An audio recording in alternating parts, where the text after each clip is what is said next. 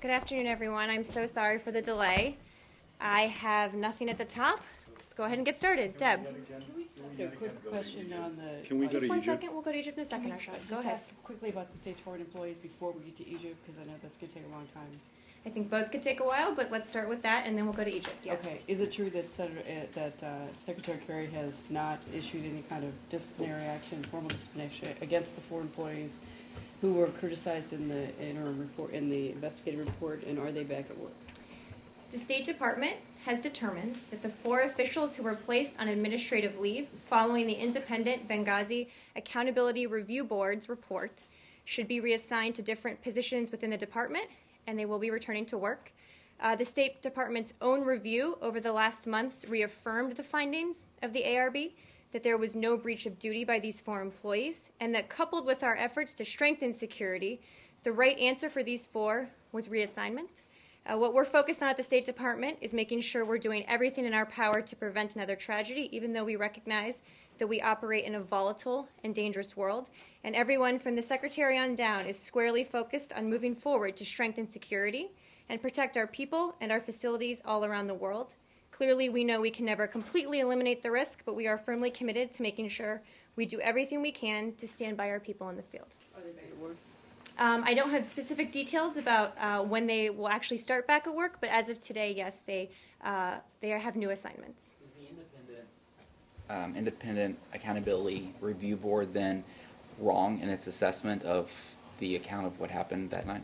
Well, no, actually, what I just said, I think, is that the State Department's own review, which has taken place over these months, actually reaffirmed the Accountability Review Board's findings, which were that they saw serious concerns with some of the steps and actions of these 4 individuals, but that they did not determine that there had been a breach of duty. So what we've done over these past few months is go back and look at all the facts and also take into account the totality of these 4 employees' overall careers at the State Department. And what we found in that review is that many of them, they have served honorably, often in very tough places, and that was all taken into account. But actually, I would disagree with the notion of your question. I think our review reaffirmed the ARB's. But the ARB did say that the actions that were taken were, and I'm using the quote that the ARB used, were inadequate. Is that correct? I don't have that quote And those in front actions of me. were made by these 4 individuals? I know that when it comes specifically to these 4 individuals that we're talking about today, that specific part, that they said the ARB found that there had been a lack of proactive leadership and management ability, specifically regarding what happened in Benghazi. Specifically regarding these 4 individuals? Correct, but that there was no breach Who are of duty. back to work today? But that there's no breach of duty. So the State Department reaffirmed that same finding and made a decision that all 4 would return to work, but they would be reassigned.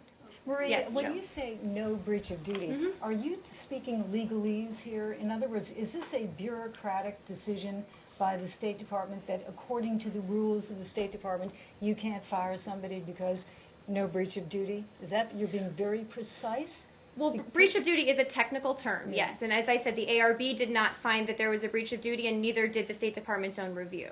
I think when we took a step back and looked at both what the ARB found, but what the Secretary and his team has been doing over these past few months is doing more fact-finding, going into what happened on the ground, but also looking, again, at the totality of these 4 employees' careers at the State Department. Again, they've served in tough places.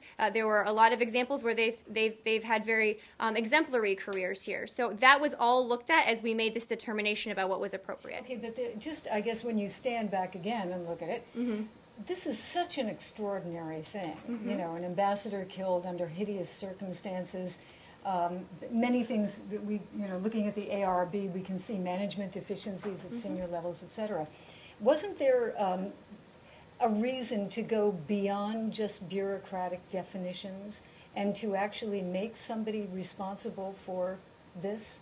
Well, I think first I'd make crystal clear that the people ultimately responsible for what happened in Benghazi are the terrorists who perpetrated this terrorist attack. So A, I would make that point. B, what the ARB did was look at our processes and look at our systems and make recommendations about how to improve and enhance our security in the future. So the ARB took a hard look at this and did make some determinations about these 4 individuals. That's why they were placed on administrative leave, and we undertook such a comprehensive look at them, at what they had done, and indeed at their entire careers at the State Department. So clearly, we take very, very seriously what happened that day. I think that should go without saying. And we've taken a look at the ARB's recommendations and have reaffirmed their findings in this decision. Marie, Yes. the statement that was released on this last night, and which was attributable to a senior State Department official, stated that Secretary Kerry, upon assuming office in February, launched this internal review of the ARB's findings. That disclosure, in turn, raises a number of questions, which I'd like to go through with you in turn. Number one, who led this review of the ARB? Well, first, I would like to clarify exactly what that statement means.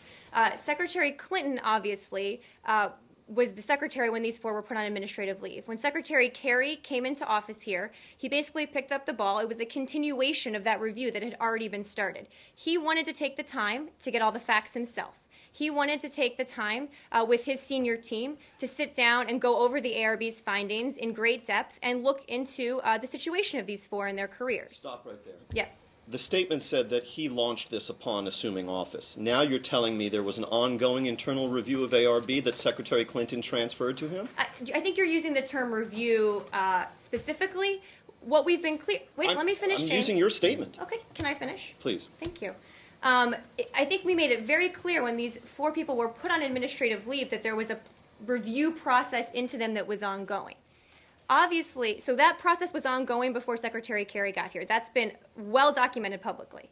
Point B is that when Secretary Kerry took office, he wanted to make sure that he himself and his senior team did a thorough investigation into what had happened, picking up on the work Secretary Clinton had already done, but obviously he would be the one making the decision, so he wanted to make sure he was acquainted with all the facts and that we looked into all of the things that might go into a decision surrounding these four. Okay. What was the actual scope of this review by Secretary Kerry? Was it just with respect to these four individuals, or was he reviewing the entire findings of the ARB? Again, I think you're using the term review in a way that I'm not using it. When I say review, he wanted to make sure he was well acquainted with all of the facts. He wanted to dive deeply into all of the issues involved with the ARB, which obviously now fell under his purview to make decisions. So it's not like he was making a judgment on the ARB. That's not at all what I'm insinuating. That he was himself looking at the ARB, diving into the details, and also gathering other facts that may go into his eventual decision about these four. You just stated earlier in response to another question from one of my colleagues that he did engage in, quote, additional fact-finding. Mm-hmm. What did that entail? Were documents reviewed? Were new depositions taken? What kind of fact-finding mission are we talking about? Well, I think most specifically what I'm referring to is that he and the team took a look at the totality of the careers that these four individuals have had at the State Department. Again, they've served honorably, had a distinguished records, and all of that wanted to be taken into account. When, quite frankly, you're making decisions about real people and their careers, he wanted to not only look at the ARB, and what happened that day, but look at what they had done overall at the State Department. Whose recommendation was Secretary Kerry following when he made this determination about these four individuals? Well, his senior team, and I don't have a specific name for you about who led that. I can endeavor to get more details on that. If I can share them, I will. I'm not sure I can. But setting that aside, there was his senior team took a look at the situation, looked at the four, looked at their careers, made a recommendation to him, which he agreed with, and he ultimately made the final decision. We have had in this briefing room, since Secretary Kerry assumed office, multiple discussions about the ARB, particularly in and around May 8, when the two whistleblowers, Mr. Hicks and Mr. Thompson, testified before the Congress. And yet at no time did the State Department, either at this podium or in any other forum, disclose that Secretary Kerry had engaged in this process such as you've described it. Why was that fact withheld from the public? Well, I would disagree with the premise of your question to start, but second, I would say what premise do you disagree with? Can I finish and I'll tell you? Tell me. Okay. What I would say is we've been clear every single time we are asked about the status of these four, that Secretary Kerry is undergoing a process in conjunction with his senior team and will make a decision at some point in the future. Every single time someone from this podium has been asked that, that's exactly what they've said. This quote review, whatever word you want to use for it, his I'm using your words. Right, and I'm using it too. His looking at the facts, his in-depth look at the ARB and their careers are what played into this process of how he would eventually make a decision about the 4. So we have not been at all secret about the fact that Secretary Kerry has been leading a process. Last 2 questions. You've been very patient, and so have my colleagues. Was there an actual final report of some kind, in some form, that was presented to Secretary Kerry prior to his making these decisions that the department would be willing to make public? I don't know the answer to that question. Was there any kind of report at all? I don't know. I do not know the answer to that question. Last I can question. take that question. With respect to the 2 aforementioned whistleblowers, Mr. Hicks and Mr. Thompson, what is their status now? I don't have any updates for you on that. I can endeavor to get an update for you. Again, I don't have details on that in here, but I can get back to you on that. Is it not a fact that they remain in limbo? I don't know the answer to that, James. I really don't. Marie, could you just, for the record, give us the names of the 4? And also, is Boswell, is it correct that he is a political appointee? I'm not, from the podium, going to read out the names of the 4. I know it's been widely reported. Again, there are different specifics about political appointees. It is my understanding that one of the individuals is, but again, they've all been reassigned and will be taking up new positions going forward. So political appointees can be reassigned. It is my understanding that that's the case, yes. Marie, I realize you can't talk about some of these personnel issues from the podium, but can you, generally speaking, give us a sense of the reassignments of these 4, whether any of them, say, have anything to do with security at any U.S. diplomatic post abroad? I can't give you any details about their specific onward assignments. Do any of these reassignments, since the Secretary decided that they couldn't remain in the positions they previously held, what defined the parameters for where they would be allowed to work? Well, these 4 individuals will be or have been reassigned to positions that are best suited to their experiences and capabilities. Again, I can't share with you further details about their onward assignments. Were these positions existent prior to them assuming the duties of these new positions? I believe so, but I'm not positive. I can double check. Have they been asked to sign non-disclosure agreements? I don't know that. But I have said, I don't know that specifically on this. I have said from this podium categorically that no State Department employees have been asked to sign additional non-disclosure agreements in addition to the standard protection of classified information one everyone signs upon entering state. And that still stands? Correct. One- Yes, that one still more- stands. And Marie, One more just another, to make sure we understand, you can't say this because of rules and regulations, internal personnel regulations? Yes, correct. Yes. Did the Secretary feel that to take any action beyond having placed the 4 on administrative leave would be to make scapegoats of them? I wouldn't characterize it that way. When he came into the State Department, there were 4 people on administrative leave. When we're talking about this case, it's a very limited case of these 4 people. I think broadly speaking, what you've seen the Secretary do is continue the implementation of the additional embassy security measures that we've talked about a lot in here that are in the ARB. So what he's focused on is moving forward, figuring out the best way to enhance our security, to keep working with Congress to do so, and that's really been his main focus from this point on. And does he feel that breach of duty should be the appropriate standard here? Appropriate standard for what? For deciding, I mean, you've emphasized several times that, as with the ARB, they found that there was no breach of duty. Correct. The ARB also found that it believed that the criteria, and I regret I don't have them in mind, specified under the law,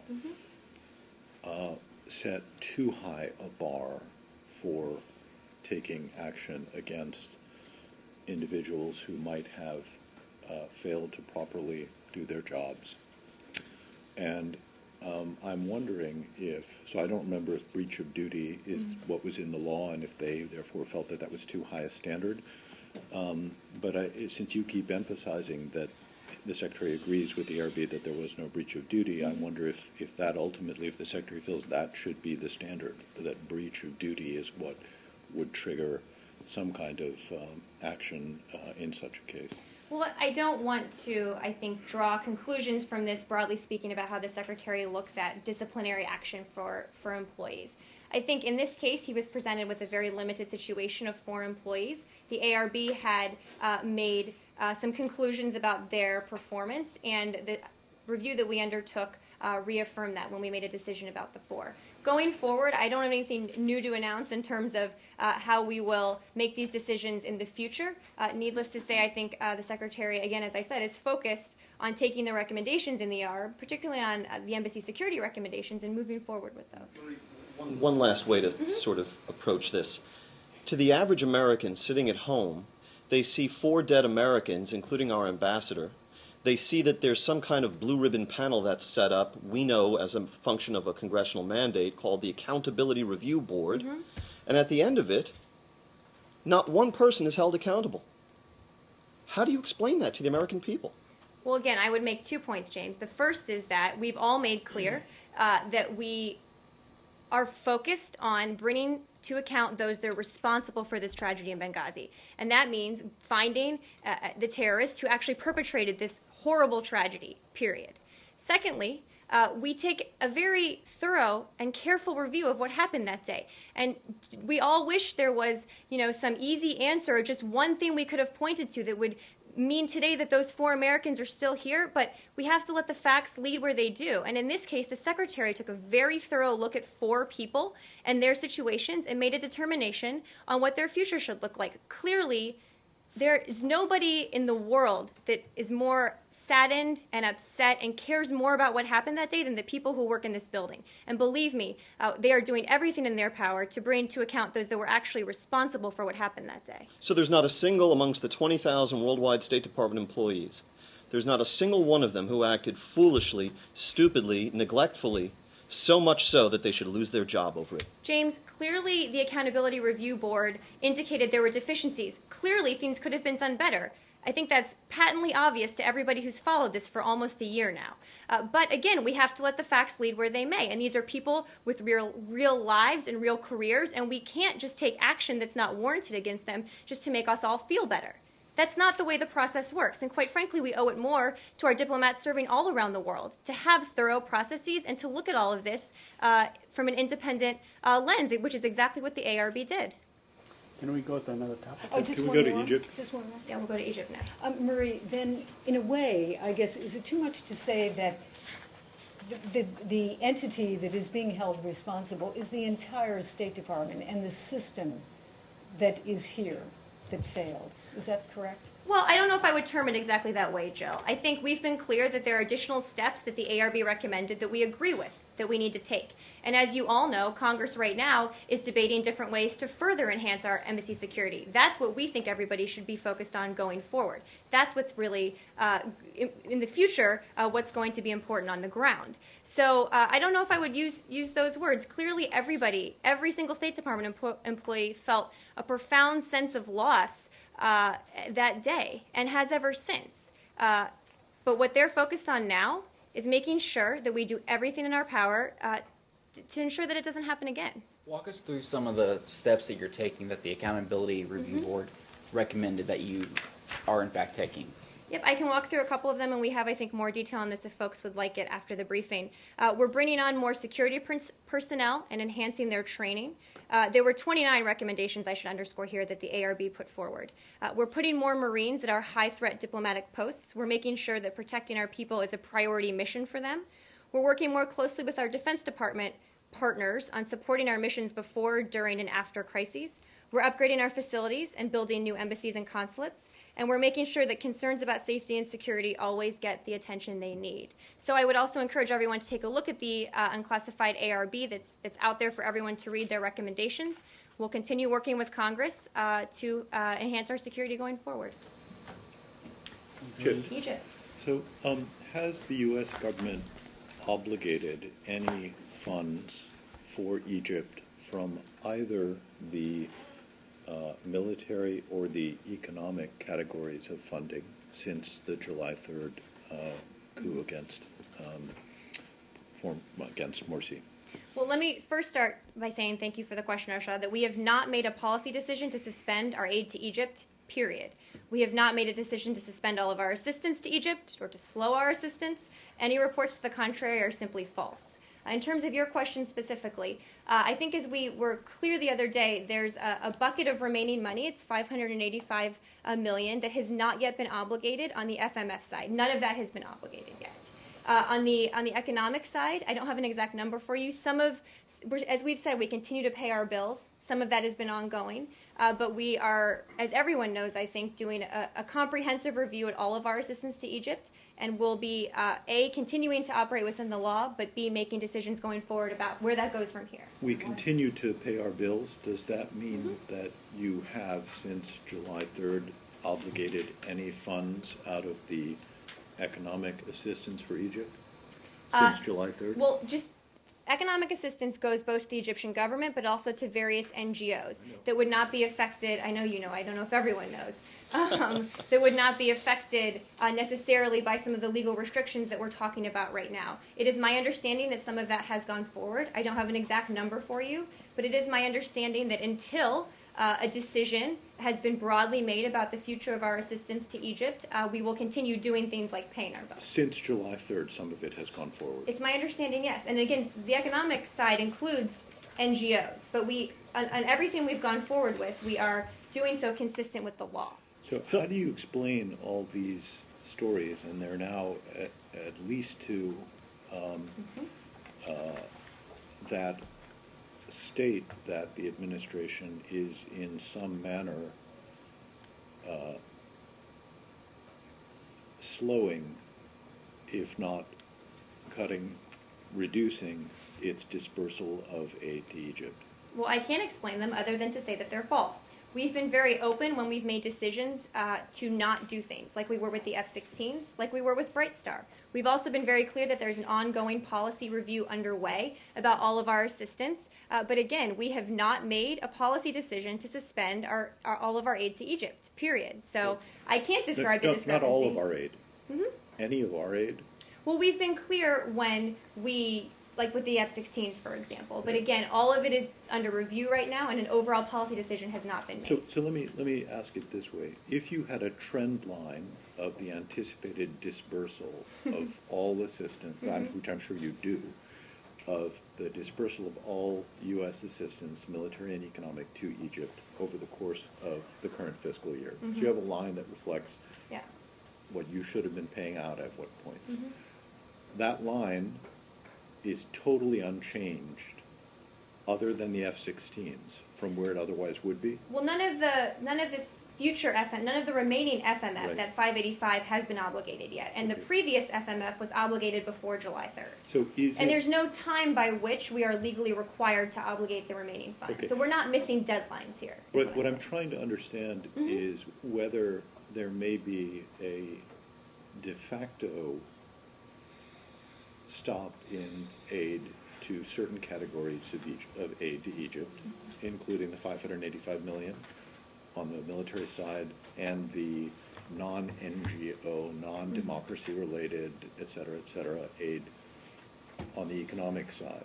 Well, I think what you're seeing right now is both a policy and a legal review at all of that. No, but I'm not talking about that. I'm talking about, I think de facto versus de jure is what's important here. Yes. And I I understand took that you... 6 years of Latin. I'm right there with delighted. you. I am delighted. I'm delighted. And I'm interested not in the de jure question, because you and Josh Earnest and Correct. everybody's addressed Yes. that. I'm interested in the de facto question, and if there is any way one could construe the disbursements of aid to Egypt since July 3rd as de facto being slower than they otherwise would have Right, been. and I understand the question, and I think I can only say what the facts are here. The first is that when we have made 2 policy decisions to either cancel a military exercise or not deliver something, we've been very open about that. Those are the 2 policy decisions we've made. And the reason I keep going back to this overall policy review is because these decisions all fall under that. Right now, all of our experts are looking at every single piece of aid we give to Egypt and whether a certain legal restriction might be triggered, whether it's not. And until there's an overall decision made about where we go from here, we continue, again, to pay our bills, but look very carefully at what we're doing. And I think our goal has always been that we need to continue with our assistance by applying the law and what's necessary under the law. Wait, I'm sorry, I just Yeah. got 2 or 3 more, and then It's I fine. promise I will stop. It's fine. Well, I'm apologizing to my colleagues. We're all very polite to each other today. I like it. Yesterday, I asked Jen what was the value of the portion of the economic assistance that might be, might have to be stopped because of the coup and the subsequent violence. And she finally said that it was less than half the total. What is that amount? So I know you asked the question. I don't have an exact number yet. As you all know, this is very complicated, and it's not that we're just not telling you, it's that our folks right now are looking at every single piece of this and trying to determine what falls into what bucket. I will say this, that we promise to endeavor to share as much as we can about that. Our folks are going through it right now. Much of our budget request, just so folks know, is posted online. I don't know how much of the breakdown it has, but there is a lot of information actually online about our aid to Egypt on our website and OMB's and others. Right, but if I don't have an exact number for you today. Do you have a rough number? I don't. And our folks are looking at it. We're endeavoring to get you an answer to that. I unfortunately just don't have it today. Okay. So on that point, on the 585 million, you can explain to us in simple terms that all the aid that was already allocated to Egypt to be received by now was actually received, and all the aid that is not allocated, in fact, it is not frozen, but it has not matured yet. Is that the way it is? So when we look at FMF, one big tranche of it was delivered. No, I'm answering your question, I promise. Right. Was delivered before July 3rd. Right. The rest of it, we have no date by which we have to deliver that, except by the end of the fiscal year. So there has been no hold on that. There's been no stop on that. It just has not been obligated So yet. that is in September, correct? Or And that will fall under the broad policy decision that that the White House, and with the input of us and many others, ends up making. So in very clear terms, with the exception of the F-16, there has been no stop, no cutoff of any kinds of aid to Egypt. With the With the exception of the F-16. So right, there we've is been no- very clear that we did not deliver the F-16s and we canceled Bright Star, which I know is not technically assistance; it's a military exercise. All of our aid is being reviewed right now, and broadly speaking, we are going to make decisions about every piece of that going forward based on what we have to do with the law and where our policy review ends up. But we have been clear that until that decision is made, we continue to pay our bills in conjunction with what our legal obligations are. On the 585. Yes. How come that has not been obligated yet? I mean, we're almost at the end of the fiscal year, aren't we? There's no time by which. Every year is a little bit different. We delivered a large tranche of it late in the spring, so I don't have a specific reason for you. I know there's not a hold on it, but again, things get delivered at different times for different reasons, and there's not a policy reason that it hasn't been delivered yet. Do you think it will be? I don't want to speculate what the outcome of the policy review might look like. What will Right, Secretary can I- Kerry be recommending when he attends this cabinet-level session this afternoon? I'm not going to get into internal deliberations about these issues. I think when we have announcements to make about our decisions, we will do so. Is he Maureen, going to can attend you it, or is he clar- going to be videoed in? When Secretary Kerry is out of town, he attends meetings through a video conference, and I can assure you we'll be fully engaged on this topic as necessary, yes. Can I ask you, just to clear something up that I think all of us have read, and I'm sure you have, since Senator Leahy is chairman of the subcommittee for appropriations that helps to handle paying the bills here. So his office has said that there's a difference between policy and practice, and that they have been informed that the transfer of military aid was in fact stopped. Again, they're phrasing it as practice, not official policy. When you say that since July 3rd we've continued to pay our bills, that seems to contradict this. So, And DOD has been on the Linguistic- record talking about some of the things. At this point, I believe that they've continued to provide in the broader term of paying the bills. But DOD has been very clear that they've been sending things as well. so when you are saying that we're paying the bills, can you break down for us what is actually being paid there? Because the committee that's helping to oversee financing here basically says they've been told something else, that this building's doing something else. Why are they confused?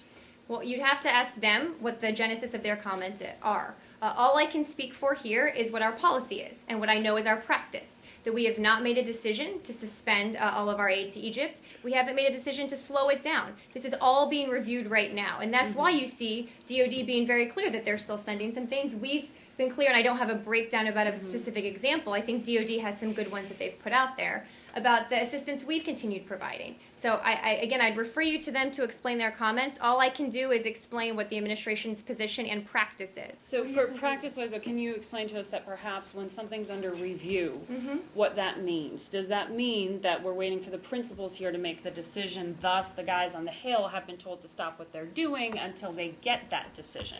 So are they just stopping what they're doing rather than stopping the overall process? I think we're getting tangled in language here. I think we're getting tangled in language on a lot of fronts today, but let's step back for a second. The Hill clearly plays a role in this, but in terms of who actually either pays the bills or sends these things or obligates money, that is done, of course, by the administration. So we will continue consulting with Congress, and I would also underscore here that there are a wide diversity of opinions in Congress about where our Egypt policy should go from here. I think that's an important point. But the actual, hold on one second, Saeed, the actual implementers of who delivers things is in the administration. So I can speak for what we're doing and what our policy is. Again, there's a policy review underway. And decisions will be made by the interagency, of course, led by the President and the National Security Team about where we go from here. Your Do you have a policy clue is about the not- discrepancy? Do you have any clues, like what it might be? I would not even want to venture a guess. But I it's wouldn't. correct to say that while a policy review is ongoing, that it does not stop the pipeline in any way. Not in any way. We've been clear. Beyond the for- F-16. Beyond, I'm going to keep going back to the F-16s. No, look, we're taking a look at all of our assistance. And if there are certain parts of it that may be subject to legal restrictions, we won't. Legally speaking, we won't deliver those. So, right? so anything that might fall in that category then of If there are things that are can't go determined, forward. well, it's not. I don't want to do a blanket statement here because there's not a blanket answer. Everything's under review. If there are things that we determine may be subject to restrictions, that's a legal conversation we have at that point. There's a broader policy discussion ongoing about all of this, regardless of legal restrictions. Can I Marie, ask a policy question? Can I ask about this? Sorry, just to understand the details of this. But Marie, then the Times maybe was right on Monday because anything, I don't see how you could legally go forward with assistance that might be subject to restriction under U.S. law. So it Well, seems to me. assistance is a big word there. There's a lot. I mean, assistance covers a lot of things. Yeah, but my point is that I don't see how you could legally be giving the Egyptians any money that you thought might be subject to some kind of a restriction. Well, we've undertaken a legal review and have determined that we have the legal authority to continue to provide most of our assistance without regard to whether a certain coup restriction applies. Okay, So we've so- actually undertaken a legal review that we can continue to provide most of it. I'll say this again, most of our assistance without regard to whether that specific restriction applies. But not on all the of it. On the bucket of stuff, and that's most. So on the small bucket of stuff that may be restricted, our legal analysis of that is ongoing. So we will make. But you're not giving that money. I don't want to make a blanket statement Well, because but I don't how- know on every single little example of this where Marie, that stands, Arshad. How Some could of you it. be giving that money if you're not sure if you legally can do so? Because that legal review is ongoing. No, but if you're not sure of something legally, I don't see how you could do something Well, we potentially. obviously wouldn't move forward before a potentially review is done. Let me finish. Yeah. Potentially illegal by giving that Correct. money. And we wouldn't move forward, hypothetically, with assistance before that legal review was Right, done. okay. So Correct. is that yes. money on hold then? There's It not a is. specific bucket of money. This is much more complicated and complex than there's one bucket or two buckets and three buckets, and we just check mark about when things can be delivered. There's a bucket of FMF that we have not yet obligated. Could I But ask you Marie, a policy just to question? follow I up got on, that. on Keep what going. Arsh- I was going to keep Going going. with There's the a bucket of economic security funding that we've talked, I think is what we're talking about. We have made a legal determination that we can continue to provide most of that assistance without, NGOs. regardless of the restriction that may apply. NGOs and the, Well, there's also some governmental Democracy. funding for democracy, Right, health okay. issues. So most Got of our it. assistance can continue. So for that tiny bucket that there's a legal question about, there's a legal review. And of course we would not do anything illegal. so maybe is that Of money course is we on would hold? not provide that before the legal review was So undertaken. isn't that money on hold then? That money is on, I wouldn't say that it's on hold. There's a review the process underway. If it's determined that we can legally provide it, we will. If it's determined that we can't, we won't. Is this And- like money that's in the stream right now? So you're either gonna have to hold it or stop it, or you're gonna have to let it go? I don't understand your question. it I'm like a sorry. What spigot? stream? It's aid to it- Egypt is in no way like a spigot. I think Okay. that's one misperception No, that we either let's turn not- it on or we're off. not- Nobody's talking Okay. about spigots Nobody's here talking about except you and spigots. Josh. I Evans. didn't mean to bring it She up. said stream, not spigot. Well, she Okay. brought up spigot first. Okay, forget the spigot. Okay. Yes. Continue. Okay, so these programs that you're still looking at, Mm-hmm. right? That the legal review is deciding whether you can do this legally or not. Mm-hmm. Are these programs that have already been going on, or are these programs that are just like over here and ready to start? I think it's probably a combination of both. I don't have a specific breakdown on those programs. That's why I don't want to make a blanket So, statement. okay, It's not because so some of I them don't are want to tell you. continuing on, right? I do not have a specific breakdown on that. Can we go back to the, you said that you have. I just don't, Deb. I'm Okay. not trying to avoid the question. I just don't. You said that you have done a review, that you can provide Mm-hmm. most of your assistance without contravening any coup-related laws or Mm-hmm. Correct. regulations. And then you referred to that tiny bucket. Because most, I get it. yeah. Okay, Okay. Mm-hmm. but you characterized it as tiny. Since you have done that review and you've come to a conclusion that you can release most of it except for that tiny bucket, Mm-hmm. how is it that you don't know what is the value of that tiny bucket? I just don't have that number. Again, this is more complex than it sounds, Arshad. But It's how much can- more complex than No, it sounds. But if the State Department has made a determination that it can proceed with all of this stuff, but not with that stuff, Mm-hmm. I don't see how somebody in this building doesn't know the value of that stuff. Again, I can endeavor to get you more specifics about numbers. That I'm trying to make it very simple here by putting things into buckets, but as you all know, there are programs that do different things. There's funding that goes to programs that might do one thing that's acceptable and what's not. I mean, I'm not No, I dodging the understand question. that. I So understand that, but I just that's don't part of the- believe. That's part of the problem I here. don't see how the department could not have some estimate of the value of the monies whose legality it is uncertain. And all I about. can tell you is I am endeavoring to get you as specific a number as I can, and I do not have it in front of me. That's all I can say on this one. Could I ask you a Marie, policy just, question, please? Could I ask you a just policy? one I'll go to you next, clarification. Saeed. Yes, Okay. Jill, you For go first. those of us who do not have a legal degree, I just wanted to make sure, a law degree, I just wanted to make sure that when you say regardless of the restrictions that apply, now, where are these restrictions coming from? The Is this restriction- if the administration defines it in the national interest or whatever? Because getting back to Arshad's question, forget about the coup, forget about the issue of the coup or anything that's Right. going on. Previous to this, wasn't everything right from the beginning determined to be legal before it became part of the aid?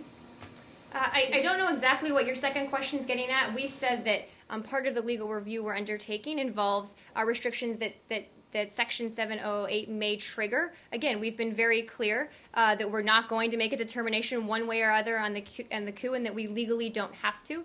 But there are certain legal restrictions in terms of assistance that we must still abide by. Just so Okay, we're so clear. if a coup were to be, if it were established to be a coup, that's what you're saying. So regardless of the restrictions that apply, if it is to be deemed a Under coup. that specific restriction, yes, that deals Okay, with that all right, issue. gotcha. Yes, Can we go to policy? we can, Saeed. On Egypt. Now, your policy stand is calling on the current authorities in Egypt to pull back from whatever they're doing in terms of repressing the demonstration and so on. But on the other hand, they're not listening to you at all. You know, they have arrested Muhammad Biyya, the spiritual leader of the Muslim Brotherhood. They arrested Safwat Hijazi. They arrested a whole number of people. So the fact that you are not even using or waiving the threat of cutting off aid and so on is actually emboldening them. Do you believe that? Do you concur with that? I don't at all, Saeed. I would say a few things. First, we've made it clear that, and the president made it clear, that business as usual cannot continue with the Egyptian government, when the situation on the ground is happening. That's why we've taken steps like delaying the F-16s, like canceling Bright Star. And we've also made very clear to the Egyptian government that what happens on the ground is going to impact our policy review. And so it's incumbent upon them to move away from violence and towards an inclusive process. It's also incumbent upon all other parties in Egypt to move away from political polarization and rejoin, as hard as it is, as tough as this process is, an inclusive process as well. And we believe that we do need to remain engaged with the Egyptian government. What form that takes is obviously part of the ongoing review, but we think it's in our best interest to help play a role, again, even though it's tough, to get Egypt back to a more inclusive place. So to understand that not doing business as usual is actually the cut off the F-16 and canceling Bright Star, which is really not a huge exercise. It involves about 2,000 people and so on. And it was, in fact, put out a couple of years ago. So this is not really a tremendous punishment. Well, it's part of the overall picture. Part of it, but in terms of other things, not, let's say business as usual. Let's say you leverage at the IMF, or you leverage at the World Bank, or in terms of investment, or tourism, or whatever. Are you using any of that to say that business cannot go on as usual? Well, I think the president publicly said that business can't go on as usual. And I think the Egyptian interim government is well aware that right now we are doing a policy review to determine what our relationship will look like with Egypt going forward. I think we've been clear that we have serious concerns. We've condemned some of the things they've done, but we've also made clear that this is a very long-standing, important relationship. And this is a balancing act between how we best promote our interests and our values and our principles, and can, going forward, have that kind of influence with the Egyptian government.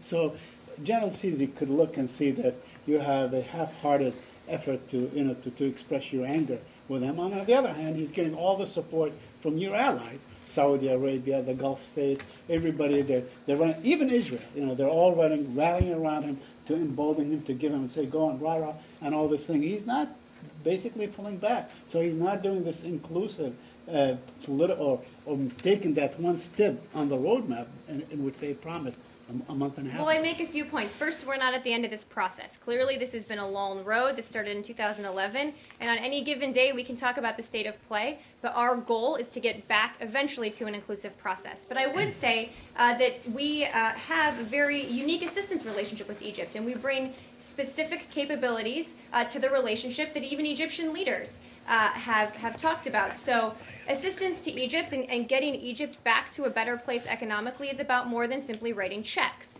It's about foreign investment in Egypt. It's about encouraging tourism. It's about the international community being fully invested in helping Egypt grow its economy. And that is something that is very much, I think, dependent on our relationship with Egypt and others as well. So it's not just about sending money. It's about helping them get their economy to a sustainable place that's best for the Egyptian people.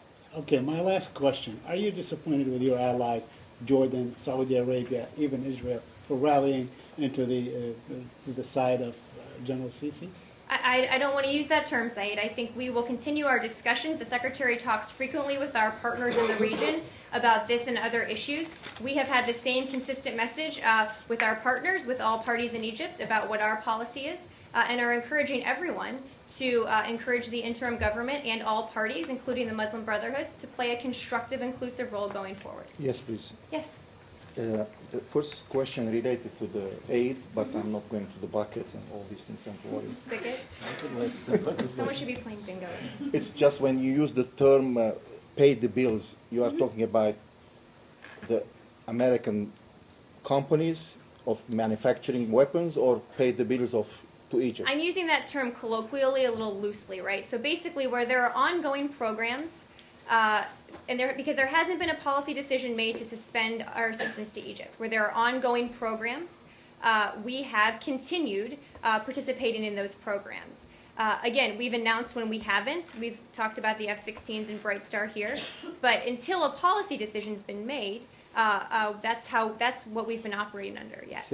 Second question related to the same, and it was raised the issue of Apache helicopters. Is Apache helicopters? I don't know if clear for you, is part of the 585 million, or it's already approved that one? I don't know the specifics. I just know that we have nothing to announce at this point on the Apache helicopters. Okay. Yes. It was raised the issue of the arresting Muhammad Badi, and I would just dispute the idea of the spirituality. Muslim Brotherhoods are not Sufism or Zen Buddhism. It's like it's political activism or political party. So based on that and the process of arresting people, do you have any contacts with Egyptians regarding these issues in particular? Are you raising the issue in what level? And how do you contacting the Muslim Brotherhood side, especially the incitement are still going on, which using power or force or whatever, violence?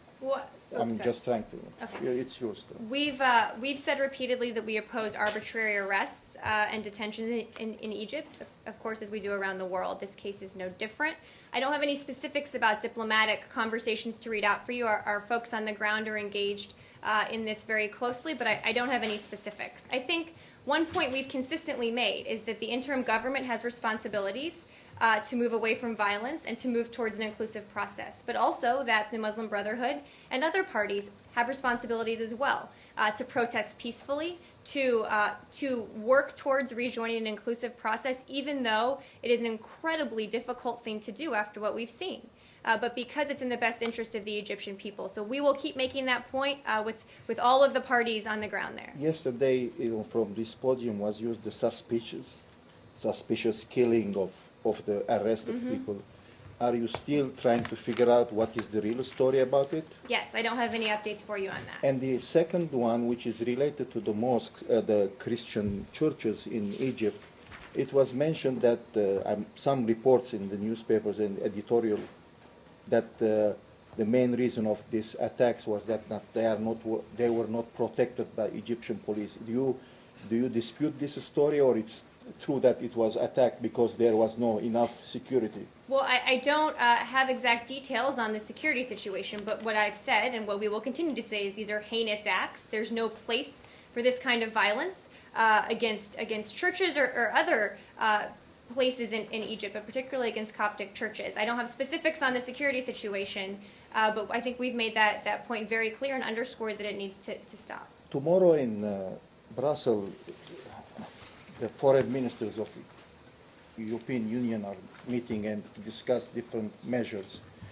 Are you in touch with the European Union to try to make a kind of, as people are asking for, punishment or incentives or whatever you can call it regarding the Egyptian rulers' attitudes towards the Islamism or the Islamist inclusion? Well, we've stayed in constant communication with our counterparts in Europe. I believe the Secretary talked to the EU High Representative Ashton today. I can double check on that. But clearly this is a topic of conversation that they have a lot, and that we will continue pressing our position with them and encouraging them, of course, to keep playing the role that they've played. Has the Secretary spoken to any of his counterparts in Saudi Arabia, in Egypt, other countries?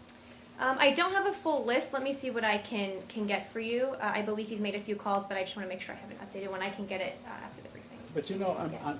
I'll go to you, Saeed. Go ahead, yes. I've been very patiently waiting, yes. Thank you so much. From Egypt to Bangladesh. Oh, wait, hold on. Let me finish Egypt, and then we'll go to Bangladesh. Okay. You're up next. Very quick on Egypt. Yes. The foreign minister of Saudi Arabia made very strong words. Actually, they were almost hostile to the United States of America. You don't have any comment on this? I mean, considering that they are friends, the Secretary of State and the Foreign Minister of Saudi Arabia in this case? Well, we have a very close relationship with the Saudis. I think we've all been on I'm trips just with the following up on Secretary where Margaret's he's gone there. question Yeah. In terms of speaking with any of these. Yeah, I don't know if there's been a phone call with the Saudis. I can double check, Saeed, but we've been in close communication with them. Clearly, we've kept pressing what our position is, and while every country has the ability to make their own policies, we will keep talking with them and discussing with them ways we can play productive roles going forward in Egypt. Yes, Egypt still? Yes, Egypt. Thanks, Okay. thanks, Marie. Yep. Not to be the dead horse, but I just want to be absolutely clear. For that tiny figurative bucket of funds whose legality is under review, are funds in that bucket being temporarily withheld during legal review? It's my understanding, and let me get a better answer for you before I make a blanket statement. It's my understanding that that's the case. But again, we have made the legal determination that most of our assistance can continue. Obviously, if there's a legal question, we wouldn't go forward with something. But again, there's been no blanket hold put on all of our assistance. There's not been a decision to suspend assistance. That policy review is still ongoing. But that's what I was asking. I was Thanks. asking whether or not there's been any kind of hold on the tiny bucket, or if that's just moving along as If business there's as a legal, normal. I think I'm safe saying here that if there's a legal question about whether something should be sent, we will not send it while the legal review is ongoing. But Yes. the legal review So- has to do with things that would be related to military financing, security, and the like, even though that's from the portion that's not in the 1.3 billion, from that 260 million From the- that remains. Correct, and a lot. I mean, it's things, for example, that would go to the government, but a lot of that money, as I said, most of it we can continue providing. Okay, do you know what the 585 is for?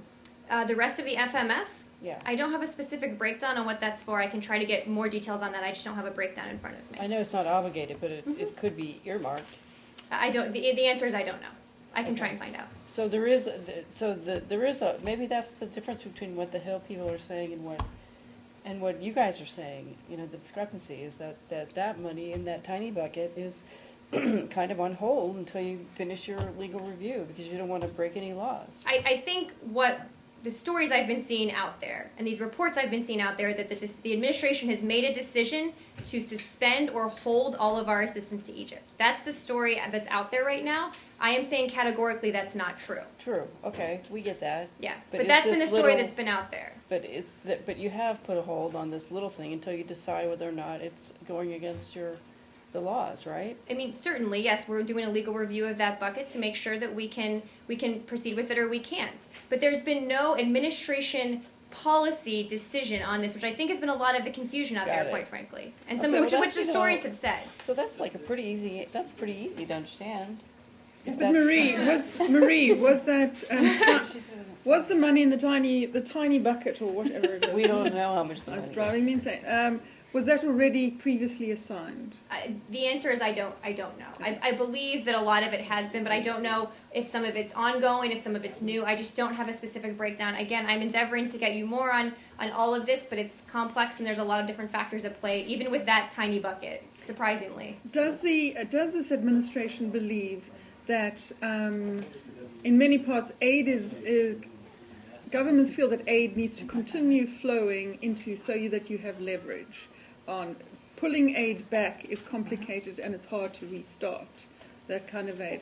What is the feeling of the State Department about continuing aid to make sure that many areas are not compromised, and also that signal that the US sends by stopping aid is a very strong signal for other development projects and so on that goes on in the world?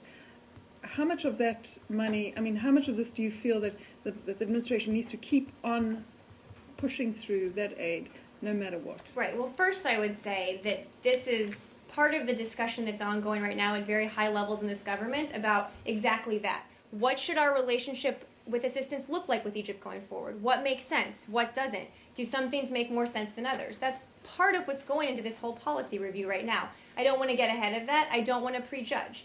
Clearly, we believe that engaging with the Egyptian interim government, whatever means that takes going forward, is important. And that we have to make decisions on these issues based on our national security interests, which we've said from the start, and also on our values and our principles and what makes sense for us to do going forward. I don't want to get ahead of that process. Again, people are at a very high level are in discussions about all of these issues on an ongoing basis right now. Marie, when we want to talk about this tiny bucket, what can we say? What's the amount of the tiny I don't bucket? have a number for you. But I don't. we cannot say a tiny bucket. I said we have determined legally that we can continue to provide most of our assistance regardless of whether this restriction will apply. There's been a legal determination about most of our assistance. And this is under the ESF, this I think 250, 260 number that we've been talking about. Again, there's a tiny portion of that that we're doing a legal review of right now. But again, that's a very small portion of the overall policy review that we're doing on everything. So I know we're very focused on that tiny bucket, but I would actually encourage folks to take a step back and say, okay, there's a broader policy review underway about what our entire relationship with Egypt and their assistance will look like going forward. So I know it's tempting to get down in the weeds, and it's important to get down in the weeds, but we need to bring it up a little bit and say, okay, where are we going from here, and what is going to happen with all of this money and our relationship going forward? So do you believe that this Go to strategic relationship with Egypt that has been nurtured over a period of 35 years has been irrevocably hurt in the last I wouldn't month? use those terms at all. I think we have made clear throughout the decades, through a lot, quite frankly, including in 2011 and including in the months and years since, that this is an important relationship, that Egypt plays a key role in regional stability, and that we have a relationship with Egypt that is important and that we will continue to work with them going forward. But clearly we can't ignore what's happened in the past days and weeks. And that's why you've seen the president order his national security team to say, okay, what are we doing going forward? Where does our assistance go? What should this relationship look like? Because of exactly what's happened in the last few days. But it's a complicated relationship. Marie, is any of that Money in the tiny bucket, was that part of any budget assistance to the government? I do not know the answer to that. And just one more weak question. If you're making a legal review to decide whether or not, such a designation is going to affect, you being able to spend the money, why do you have to do the legal review again? Because you've already decided you're not going to determine whether it's a coup or not. Well, certain restrictions apply whether or not you officially designate a certain event as a coup or is not a coup. So certain restrictions may apply in certain situations. Again, I hate to keep saying this, but it's complex, and that's why it's not an easy yes or no answer. But it's still the coup law, right? It's the same restriction, but again, that's separate from whether or not we are legally required to determine whether a coup has happened or not. Can I change subject? Anything else on Egypt? How do you view the security situation in Okay. Egypt? Do you think that it's getting better, or how do you look at it? Across all of Egypt, Yeah. broadly speaking, well, we remain concerned, of course, about the security situation, particularly in certain places. We've called on the interim government as the ones with the preponderance of power to take steps to reduce violence and ensure the security and safety of their people. We'll continue talking about specific incidents as they arise, and we'll keep giving the same message to the interim government that we have all along. Of course, we've talked a little bit about the Sinai in here as well, so we'll remain very focused on the security situation in the Sinai as well. Yes, and then I'll go to you. Yeah. I was wondering, back when Jen announced or when she commented on the decision to cancel Bright Star, she mentioned that it wouldn't have that nobody thought that it would have any kind of impact on the situation on the ground, rather that it was sending a message. Do you think that withholding any or all of U.S. aid would have an impact on the ground, or would that also be more aimed towards sending a message?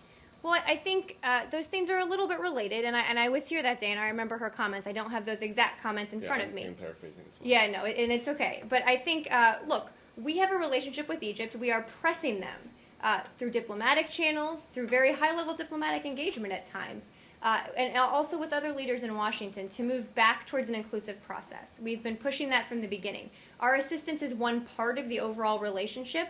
So I would caution people from saying if we make one policy decision or another, that the next day something will or won't happen. That's not how the world works, quite frankly, and it's certainly not how Egypt works. So I think what you're seeing right now is everybody saying, okay, how can we best promote our interests and our policy, which is getting back to a democratic process? How can we best work with all parties? How does assistance fit into that? Where does it fit into that? And so all of these complicated issues are right now, being discussed by our national security team. And if there were easy answers, we would have already made these decisions, but there aren't, as all of us who've studied Egypt for a long time know. So I think all of those play into what happens next. And beyond national security interests and values, which you mentioned before, can you go into any more detail and provide any more criteria or factors that are playing into that policy review, that decision? Well, clearly the situation on the ground and what decisions the interim government's taking, obviously, I think it should go without saying, play into that. But our national security interests, including the role that Egypt plays in regional stability, the economic situation that Egypt is currently facing, and how we can best help them move forward with economic growth and assistance in that way as well. So there's a lot that goes into this, as we all are well aware. Yes? Is ensuring that the Egyptian military still has full control in the Sinai and securing the border of Israel a factor in the policy review? Well, clearly we're concerned about the security situation in Sinai. We've encouraged the interim government to pay attention to it, as we have. Again, I'm not going to put any specific criteria or litmus tests on the table for how this policy decision is being made, but clearly Sinai is a key area for us for a number of reasons, one of which is, of course, Israel, but for other reasons as well. Question on a totally different subject. Let me finish Egypt, and then I'll go to you. Is there anything else on Egypt, or have we exhausted Egypt? Yeah, I wonder if you could have a comment on Mr. Erdogan's comment that Israel stands behind the coup in Egypt. We strongly condemn these statements. Suggesting that Israel is responsible for recent events in Egypt is offensive, unsubstantiated, and wrong. These statements distract from the urgent need of all regional countries to work together through constructive dialogue to address the fluid and dangerous situation in Egypt. Egypt? So hold on one second. Egypt? One last one. Okay. Egypt, Israel. Is the present situation in Egypt a factor in Israel asking for more military aid? I haven't seen those reports, and I actually don't have anything for you on that. Palestinian talks? Yeah, let me do, and then we'll go to This you. is a one-question subject, I promise you. I'm going to hold you to that. What is the United States doing to help get Shakil Afridi, the physician who assisted the United States in the hunt for Osama bin Laden, freed from prison in Pakistan? Yes, thank you for the question. We obviously regret that Dr. Afridi was convicted and the severity of his sentence. The Secretary raised Dr. Afridi's case with Pakistan's leadership during his recent trip to Islamabad. Bringing Osama bin Laden to justice was clearly in Pakistan's interest, as well as in our own. The prosecution and conviction of Dr. Afridi sends exactly the wrong message about the importance of this shared interest. We have clearly communicated this position to Pakistan, both in public and in private, and will continue to raise this issue during our discussion with Pakistan's senior leadership. And you get no good answers? I don't have anything for you on that. About our private diplomatic discussions, we have been clear what our position is, and we'll continue raising it at a high level. So there's no reason to believe he's going to be free anytime soon? I don't have any predictions to make for you other than to tell you that we've raised the issue. The Secretary raised it recently, and we will continue to do so. Thank you. Yep. Marie, do you have any update on the Israeli-Palestinian talks? We understand that they could be resuming, going into the next phase in Jeddah. I no, don't. not Jeddah. Jericho. They were held today. No, they have resumed in Jerusalem today, apparently. Oh, they did. I don't have any. I can just let you guys litigate this now. I don't have any updates for you or additional readouts. Ambassador Indyk remains in the region, but I don't have any additional details for you about the talks. But you confirmed that they did have a meeting today. I don't have any additional details to confirm. And no for you, date on Saeed. Jericho? You're not no, aware no dates, that there no was a dates for meeting? you yet. That's You are different not than I don't have anything to confirm for you, Saeed. That's a different statement. No, let me but the meeting is already taking place in Jerusalem. I have no additional details or readout from any meetings that may have taken place on Middle East peace. We've been clear. We've tried to set expectations that we won't announce every meeting, we won't talk about every meeting, and we won't read out every meeting, and that position holds. Marie, do you have any comment about this murder of the Australian, I'm sorry, No. the murder of the Australian in Oklahoma? I do. The United States is deeply saddened to hear the tragic news of the death of an Australian citizen in Oklahoma. This is clearly a tragic death, and we extend our condolences to the family and the loved ones. We understand that local authorities are focused on bringing those responsible to justice. Clearly, we would support that. Yes, Bangladesh. Oh, go ahead. Do you have a follow-up? I guess not, no, thank you. Okay, I can come back if you do. Well, thank you very much. As we speak, Bangladesh democracy is now again under threat. As you are aware of, that the Prime Minister has stalled any dialogue with the opposition, leading to a situation that may be very explosive in days coming up. And this is against on the issue of a caretaker government. The opposition leader has taken her position, and no election, she made it very clear, can be held under her administration. So things are going into, in a different shape. Hope not there is a violence and bloodshed. But the concern here is that the minorities in Bangladesh are scared to death now. Because if anything happens leading up to the election and post-election, whatever that may be, the minorities may be affected by it. Especially our big neighbor, India, is very much concerned about the latest political situation that is unfurling in Bangladesh with this political things going on, a very explosive thing, and they have rightly spotted that.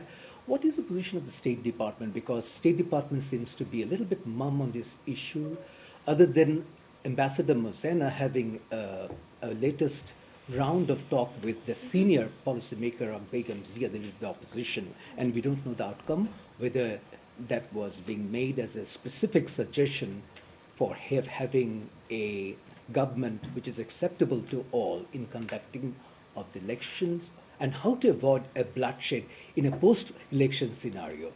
So this is a very, very tricky situation that Bangladesh is in now. And I appreciate the question. I don't have a lot of specifics for you. I don't have any diplomatic conversations to read out. Clearly, we are concerned, as we are everywhere, about minority rights and the protection of minority rights. I think that certainly goes without saying that we are here as well. I can endeavor to get you some more specific response to what you asked about. I don't have any additional detail right now. Would you please take I this will. question? I will take it as a question for Thank you. you so Yes. much. Let's go to Scott, and then I'll come up to Joe. Marie, what can you tell us about the status of the American Embassy in Yemen? The American Embassy in Yemen reopened. I think we announced that a few days ago. Did we? Hold on. Let me double check on that then. I believe that it reopened, but let me double check on that. I thought we'd announced that, but I might have my embassies mixed up. Let me double check on that and get back to you. I'm sorry, I don't have that in front of me. Anything else? Yes, Scott. Another, please. Sorry. There's reports from the Nigerian government about the possible death of the Boko Haram leader, Abubakar Shekau. Does the United States have any information about that? Yes, just give me 1 second, please. We have seen these reports and are working to ascertain the facts. As many of you know, he was also falsely reported dead in 2009. He's the most visible leader of Boko Haram, and if his death it turns out to be true, the loss of such a central and well-known figure would set back Boko Haram's operations and remove a key voice from its efforts to mobilize violent extremists in Nigeria and around the world. So we will continue to support Nigeria as it works to reach a comprehensive and lasting peace in the north. I don't know if we've talked about this before, but recently on August 15th, Undersecretary Wendy Sherman actually traveled there, talked in her discussions about regional security, including how we can further partner with Nigeria to develop and implement effective counterterrorism measures. And on Mali, the president today congratulated Mali on the election. Does that mean that aid that was frozen last year during the coup can restart or resume? That's all being looked at right now. I think the president's statement speaks for itself. Clearly, we're all on the same page there, and that's a process that is logistical in nature, and that's being looked at right now. I don't have anything to announce, but as we have decisions made on this or any other assistance, we're happy to announce them. Thanks, guys.